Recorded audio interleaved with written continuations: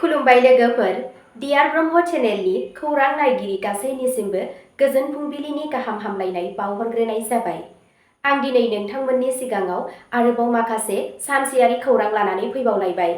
आसा खालामो नोंथांमोनहा खौरांखौ खोनासंनानै मोजां मोनगोन आरो नोंथांमोनहा बे चेनेलनि गेजेरजों सानफ्रोमबो फुंबिलि समाव खौरां खोनासंनो गोसोब्ला चेनेलखौ साबस्क्राइब खालामनानै लादो आरो खौरांखौ खोनासंनानै मोजां मोनोब्ला अन्नानै लाइक, शेयार आरो कमेन्ट खालामनानै होलांब्लानो जाबाय।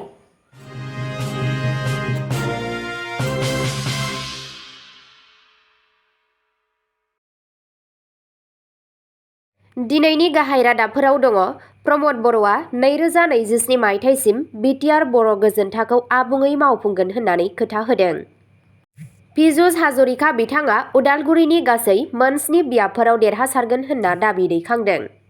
हाग्रामा महिलारिया बिपिएफनि बेरेखा चन्दन ब्रह्मखौ नागारनो खावलायदों। हिमन्त बिश्व शर्मा बिथाङा बिटिसि बिसायख'थियाव बिपिएफ आरो इउपिपिएल मोननैजोंबो गोरोबथा खालामनो थाखाय साखाफारा। आं गाज्रि सुबुं नङा, मोजां गाज्रिखौ बिजिरनो थाखाय मानसिफ्रा दा मिथिबाय। प्रमद बर'। बर्मा मटर वार्कार्स इउनियनआ बर्मानि सुबुंफोरनो सोरगोआरि रड अनथोब महरै होदों।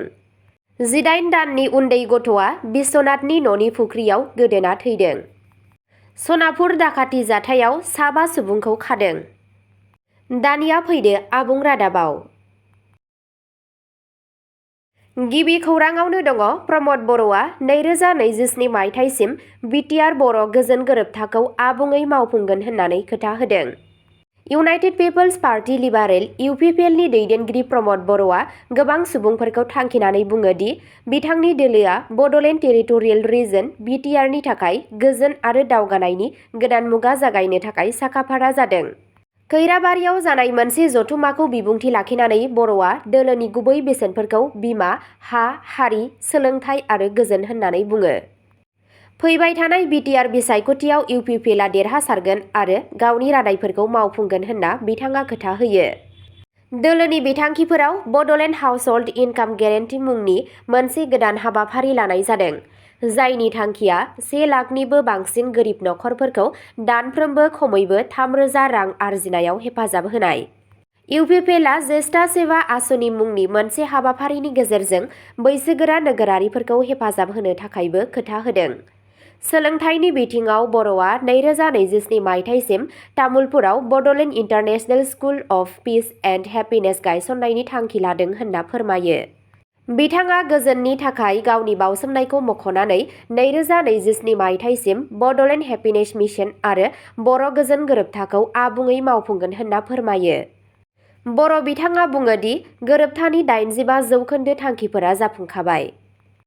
इउपिपिएलनि दैदेनगिरिया 10,000निबो बांसिन बारग' भलेन्टियार फर्सनि सोद्रोमाफोरखौ हेफाजाब होगोन आरो 12,000 मुंख्लंफोरनि थांनानै थानाय बिमाफोरनो बोसोरारि हेफाजाब होगोन होनना खोथा होयो, जाय दोलोआ हारिनि जौगाखांनायनि फारसे गोसो होनायखौ दिन्थियो। नैथि खौराङाव दङ। पीयूष हाजरिका बिथाङा उदालगुरिनि गासै मोन 7 बियाबफोराव देरहासारगोन होनना दाबि दैखांदों। उदालगुरि जिल्लानि गार्जियन मिनिस्टार पीयूष हाजरिका बिथाङा मंगलबारखालि बुङो दि बिजेपि दोलोआ फैगौ बड'लेण्ड टेरिटरियेल रिजन बिटिआर काउन्सिलनि बिसायख'थिनि थाखाय उदालगुरिनि गासै मोन 7 काउन्सिल मासिफोराव देरहासारगोनखौ रोखा खालामदों। बिसायख'थि फोसावदिंनाय मेलाव बाहागो लानानै हाजरिका बिथाङा बुङो दि बिजेपि दोलोनि जौगाखांनाय आरो गोजोननि सायाव सुबुंफोरनि फोथायनाया बिथांखौ फोथायनाय होयो। बिजेपिआ उदालगुरि जिल्लानि मोन 7 मासिफोराव देरहागोन होनना दाबि दैखांदों। हाजरिकाया आयुष्मान भारत बायदि सोरखारि मावथांखिफोरनि जाफुंसारनायनि सायावबो मुंख'दों, जाय गोग्लैसोनानै थानाय नखरफोरनो बेसेन नाङै सावस्रि सिबिथाय होयो। बिथाङा बेखौ बिजेपि सरकारजों मावफुंजानाय मोनसे मख'जाथाव दावगानाय होननानै बुङो। गोबां अखा आरो बारहुंखानि गेजेरावबो रोजा रोजा सुबुंफोरा मेलफोराव बाहागो लादोंमोन आरो दोलोनि थाखाय गोख्रों मददखौ दिन्थिदों। हाजरिका बिथाङा बुङो दि अखा एबा बारहुंखाया बिटिआरनि थुलुंगाखौ लोरबां खालामनो हाया। बिजेपिनि फारसे मानसिफोरनि अननाय आरो बोर होनाया जोबनो गैयै। बे सोमोन्दोआ राजखान्थिनिफ्राय बारलाङो, बेयो फोथायनाय आरो खौसेथिनि महर होयो। थामथि खौराङाव दङ हाग्रामा महिलारिया BPFनि बेरेखा चन्दन ब्रह्मखौ नागारनो खावलायदों। बड'लेण्ड पिपल्स फ्रन्ट BPFनि आफादगिरि हाग्रामा महिलारिया चिरां जिल्लायाव गावनि फोसावदिंनायनि नाजानायखौ गोख्रों खालामदों। बिथाङा काजलगाव बियाबनि थाखाय गावनि दोलोनि बिजाथि पानिराम ब्रह्मखौ हेफाजाब होनो थांदोंमोन। गोबां सुबुं थुबुरमाजों रायज्लायनानै महिलारिया united people's party liberal UPPL आरो बिनि दैदेनगिरिफोरखौ गोख्रों रावजों सोंखारियो। बिथाङा गुबैयै UPPLनि बिजाथि चन्दन ब्रह्मखौ बिसायख'थिनिफ्राय ओंखारनो खावलायो आरो बुङो दि ब्रह्महा गावनि दोलोनि सोद्रोमाफोरनि हेफाजाब गैया। महिलारिया बुङो दि UPPLनि मावफुं आफादगिरि रोनगोरा नार्जारियाबो चन्दन ब्रह्मनो भट होनाय नङा। BPFनि दैदेनगिरिया काम्पा बरगयारिखौबो सोंखारिनानै बुङो दि बिथांनि थगायनाय राजखान्थिनि फिथाइ महरै बिसायख'थियाव बिथाङा जेनगोन। UPPLनि गुबुन मोनसे सोंखारिनायाव महिलारिया बुङो दि दानि BTCनि आफादगिरि प्रमद बर'आ थांनाय बिसायख'थिनि उनाव समायलानाय हाबाफारियाव बाहागो लानानै अहंकार दिन्थिदोंमोन। महिलारिया खोथा होयो दि BPFआ चिराङाव गावनि गोहोमखौ मोनफिनगोन आरो फैबाय थानाय BTC बिसायख'थियाव गोनांथार बिफाव लागोन। ब्रैथि खौराङाव दङ आसाम चिफ मिनिस्टार हिमन्त बिश्व शर्मा बिथाङा बुङो दि BJPआ BTC बिसायख'थियाव BPF आरो UPPL मोन्नैजोंबो गोरोबथा खालामनो थाखाय साखाफारा दं। आसाम चिफ मिनिस्टार हिमन्त बिश्व शर्मा बिथाङा मैया बुङो दि फैगौ बड'लेण्ड टेरिटरियेल काउन्सिल BTCनि बिसायख'थिया मोनसे जुजिनो गोनां बादायलायनाय जागोन। भट होनाया 22 सेप्तेम्बराव जागोन। खौरांगिरिफोरनि सिगाङाव शर्मा बिथाङा बुङो दि BJPआ उदाङै सोरखार दानो थाखाय थोजासे मासि मोननो हानाय नङा होनना। बिथाङा फोरमायो दि BJP दोलोआ हाग्रामा महिलारिनि दैदेननाय बड'लेण्ड पिपल्स फ्रन्ट BPF आरो प्रमद बर'नि दैदेननाय united people's party liberal UPPL मोन्नैजोंबो हेफाजाब होनो थांखि लादों। गिबि मन्थ्रिया बुङो दि BPF आरो UPPL मोन्नैबो NDA गोरोबलायनायनि सोद्रोमा। बिथाङा फोथायनाय फोरमायदों दि बिसायख'थिनि उनाव गासै दोलोफोरा लोगो नांनानै BTC ओनसोलखौ मुलाम्फा होनो हानाय सोरखार दागोन। शर्मा बिथाङा बेखौबो मुंख'दों दि BJPआ बांसिन मासि आवग्रिगोन। थेवब्लाबो बिथाङा बुङो दि बड'लेण्ड टेरिटरियेल रिजन BTRआव खुंथायनि खुंथाया हादोरसानि राजथावनिनिफ्राय आलादा आरो मोनसे गोरोबलायनायनि मावखान्थिनि गोनांथि जागोन। बाथि खौराङाव दङ आं गाज्रि सुबुं नङा, मोजां गाज्रिखौ बिजिरनो थाखाय मानसिफ्रा दा मिथिबाय प्रमद बर'। बुधबारखालि बाक्सा जिल्लानि 23 नं दिहिरा बियाबनि नारायणपुराव खौरांगिरिफोरनि मोनसे सोंथिनि फिननाय होनानै प्रमद बर'आ बुङो दि बिसायख'थिनि सान खाथि सौफैनाय लोगो लोगो माखासे सुबुंफोरा बिथांनि हेंथायै खैसार खालामगासिनो दं। प्रमद बर'आ सासे गाज्रि सुबुं नङा होननानै UPPLनि गाहाय बिथाङा बेखौबो बुंदों दि माखासे सुबुंफोरा राजखान्थियारि मुलाम्फानि मिजिंजों बिथांनि सायाव होनाय अजदफोरा नंखाय आरो बड' भुमिनि सुबुंफोराबो बेफोरखौ बुजियो। प्रमद बर' बिथाङा बुङो दि सुबुंफोरा दा सिगांनि बादि नंलिया। BTR बिसायख'थियाव बड' भुमिनि गासै सोलोंथाइ गोनां आरो गोजोन मोजां मोनग्रा हारिफोरा बिथांखौ आरो UPPL हान्जानो भट होगोन। दोलोनि रेलिनि समाव खौरांगिरिफोरनि सिगाङाव UPPLनि गाहाय प्रमद बर'आ दाबि खालामो दि UPPLनि गासै 40 काउन्सिल बियाबफोराव सा 20,000निबो बांसिन मददगिरिफोर दं। बेनिखायनो 26 सेप्तेम्बरनि बिसायख'थिनि फिथायाव UPPL दोलोआ मोनसेल' मेजरिटि लानानै बिसायख'थियाव देरहागोन। मोन 26 हारिसाफोरनि गोजोन आरो गोरोबलायनायनि थाखाय खामानि मावबोनाय UPPL हान्जाया खम समनि गेजेरावनो बड' भुमियाव थानाय गासै बर'फोरनि जौगाखांनायनि थाखाय खामानि मावबोदों। रावारि आरो हारिमुवारि बिथिङाव खामानि मावनानै UPPLआ गासै हारिफोरनि आबुं जौगाखांनाय आरो बड' भुमियाव अरायथा गोजोन लाबोनो थाखाय खामानि मावबोदों। बिथाङा बुङो दि प्रमद बर'नि दैदेननाय UPPL हान्जाया फैबाय थानाय सानफोराव गाहाय मन्थ्रि नरेन्द्र मदिनि सबका साथ सबका बिकास खान्थिनि बादियै खामानि मावलांबाय थागोन। 3 अक्ट'बराव हाग्रामा महिलारिनि समायखिरा लानाय हाबाफारिनि सायाव खौरांगिरिफोरनि मोनसे सोंथिनि फिननायाव प्रमद बर'आ बुङो दि हाग्रामा महिलारिनि BPF दोलोआ सिमां नुगासिनो मानोना बेहा बिसायख'थिनि जेबो एजेन्डा गैया। BPF दोलोआ बे सिमाङाव थांना थानांगौ होनना प्रमद बर'आ बेखौबो बुङो दि बे बोसोरनि BTR बिसायख'थिनि उनाव हाग्रामा महिलारिया राजखान्थियारि बिथिङाव लोगोनिफ्राय आबुङै जानगाराव थागोन। माखासे फेस्ला बाथ्रा बुंनानै बिसायख'थि फोसावदिंबाय थानाय हाग्रामा महिलारिया बड' भुमिनि थाखाय गावनि जेबो बिथांखि गैया।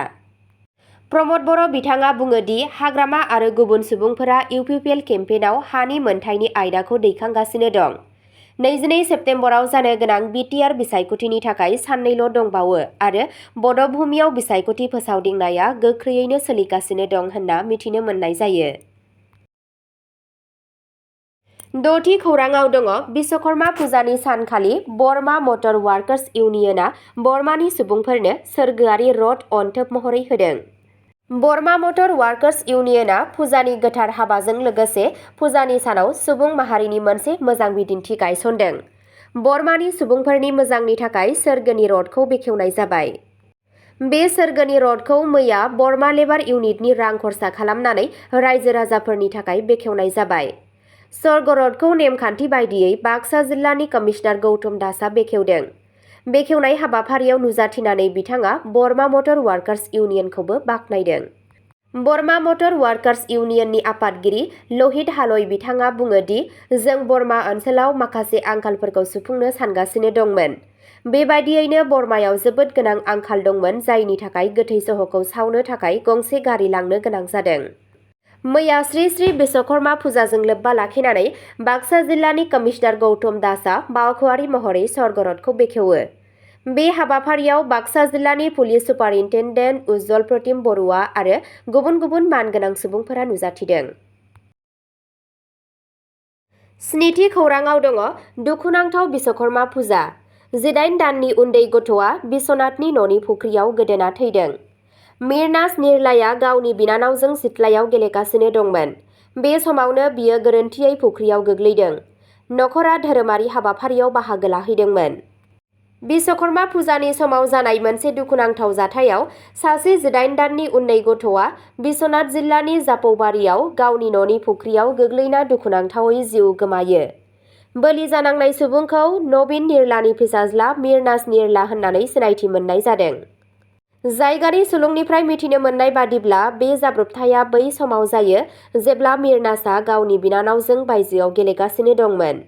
बिथांनि बिफाया मोनसे बिश्वकर्मा फुजानि हाबाफारियाव बाहागो लागासिनो दंमोन आरो बै समाव बिथांनि बिमाया खाथिनि मोनसे कीर्तन हाबाफारियाव मुखुब दंमोन।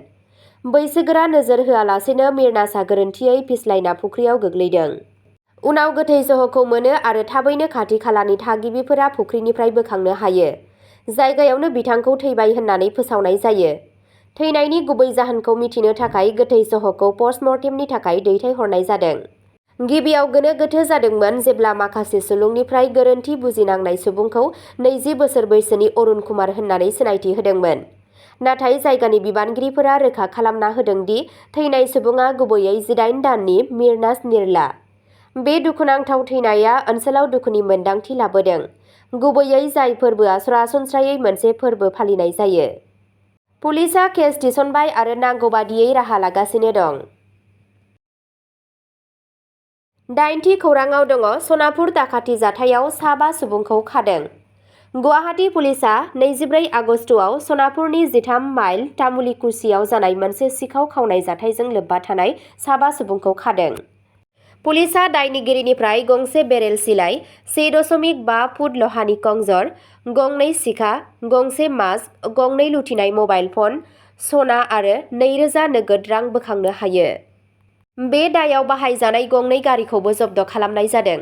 पुलिसआ फोरमायनाय बायदिब्ला बे अपारेशना टेकनिकेल इनपुटनि सायाव बिथा खालामनानै खालामनाय जादों आरो बे केसखौ जाफुंसारै फोजोबनायनि सायाव रोखा खालामदों। अब्ला दिनैनि खौरां फरायथिनाया एसेनोसै। गोजोन्थों।